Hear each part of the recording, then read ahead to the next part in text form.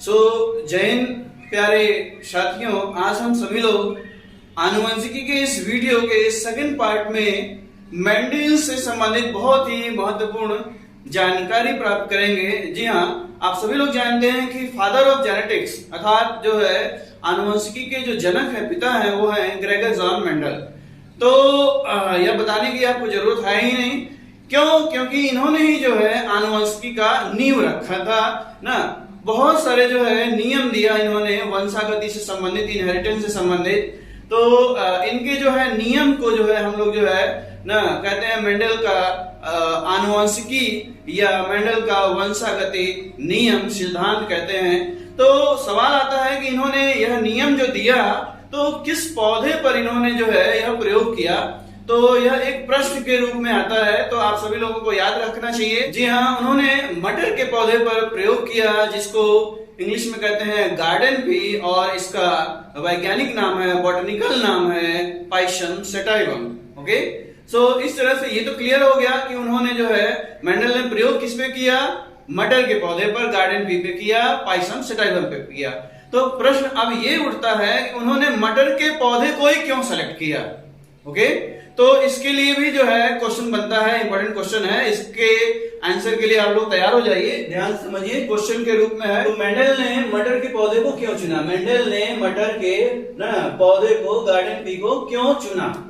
Okay, सो आइए, बहुत सारे रीजंस हैं, आप सभी लोग इसको लर्न कर लीजिएगा, स्क्रीनशॉट ले लीजिएगा और एग्जाम में इसको जरूर लिख के आइएगा, छोड़िएगा मत। पहला कारण है कि यह एक वर्षीय पौधा था। ठीक है, यह कैसा पौधा था, एनुअल प्लांट था, एक वर्षीय था ना, तथा जो है आसानी से उगाया जा सकता है।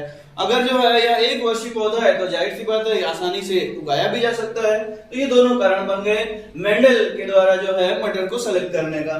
दूसरा, इसके पुष्प जो है स्व परागित होते हैं, मतलब कि इसके फ्लावर जो होते हैं वो क्या होते हैं, सेल्फ पॉलिनेटेड होते हैं। ओके, फिर नेक्स्ट कैरेक्टर में आ गया कि इनमें स्पष्ट विकल्पी लक्षण होते हैं। इनमें किस तरह के जो लक्षण होते हैं, स्पष्ट विकल्पी लक्षण होते हैं, तुलनात्मक लक्षण होते हैं ना, स्पष्ट तुलनात्मक लक्षण होते हैं। जैसे इनमें जो लंबाई हो गई तुलनात्मक लक्षण में, तो लंबाई में ही देख लिए हम लोग, तो कुछ लंबे कद के हैं और कुछ बौने कद के हैं। इस तरह से स्पष्ट जो है तुलनात्मक लक्षण होता है। अब आइए, प्रश्न है कि मेंडल ने मटर से, ठीक है, मटर के पौधे से कितने लक्षणों को चुना। ये भी प्रश्न आपका बन सकता है, बहुत ही इंपॉर्टेंट है। बन सकता है क्या, बनता ही है, जरूर बनेगा।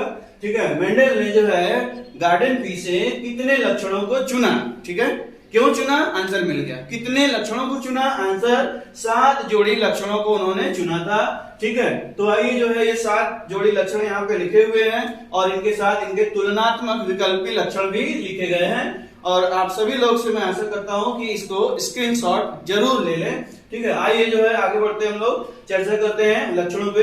तो पहला लक्षण है पौधे की लंबाई, दूसरा है पुष्प का रंग, तीसरा है पुष्प की स्थिति, चौथा लक्षण बीज का आकार, पांचवा लक्षण जो है बीज का रंग, ठीक है, छठवां लक्षण फली का आकार, सातवां लक्षण है फली का रंग। ठीक है, तो इस तरह से जो है ये 7 जोड़ी लक्षण जो है लिए गए हैं, चुने गए हैं मेंडल के द्वारा गार्डन पी के।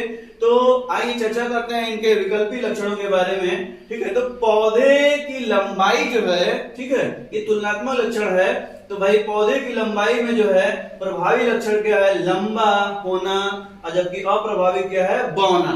ठीक है, तो टॉल डार्क जो हो गए ये आपके ना, इस तरह से जो है पौधे के लंबाई के तुलनात्मक लक्षण हो गए। दूसरा है कि पुष्प का रंग, पुष्प का रंग जो है इस तरह से जो है प्रभावी लक्षण था ना। किसका पुष्प भैया, ये मटर के पौधे का पुष्प है, तो उसका जो है प्रभावी लक्षण क्या है, बैगनी, जबकि अप्रभावी क्या है, सफेद। इसी तरह से जो है पुष्प की स्थिति क्या है ना, किस तरह से वो खिलता है, किस पोजीशन में, तो प्रभावी लक्षण है कक्षीय, और जबकि अप्रभावी क्या है, अंतस्थ। कक्षीय मतलब क्या हो गया ना, एक्सियल, और अंतस्थ मतलब क्या हो गया, ये आपका जो है टर्मिनल। दूसरा है बीज का आकार।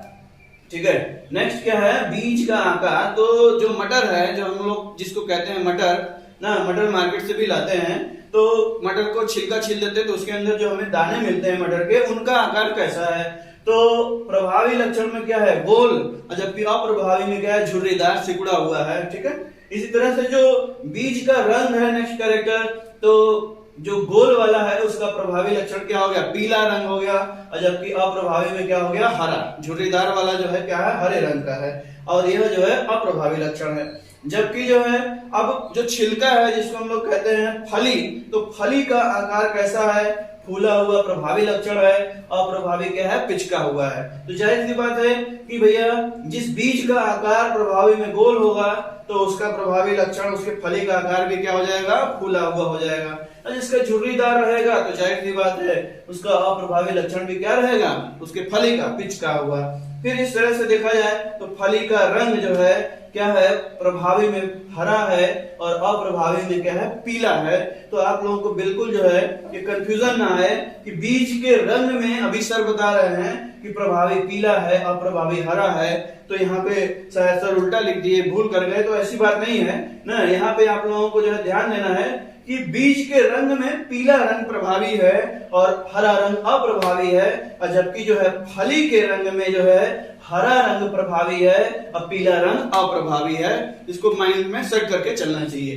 तो इस तरह से आप सभी लोग जो है इस वीडियो के माध्यम से ये देखे कि मेंडल ने अपने वंशागति से संबंधित नियम को देने के लिए ना अपना संकरण का प्रयोग किस पौधे पर किया, गार्डन पी मटर के पौधे पर किया, ठीक है, जिसका वैज्ञानिक नाम क्या है, पाइसम सटाइवम है। उन्होंने क्यों चुना, एक नंबर का ये भी क्वेश्चन आता है, तो आप दे सकते हैं आंसर, आप जवाब दे सकते हैं। और कितने लक्षणों को चुना, ये भी बहुत ही इंपॉर्टेंट था, और इसका भी आंसर मैं आशा करता हूं कि आप लोग दे सकते हैं। ठीक है, तो दोस्तों अब जो है हम लोग जो है मेंडल से जो संबंधित जो नियम है, वंशागति के नियम है, उसको हम लोग जो है नेक्स्ट वीडियो में देखेंगे।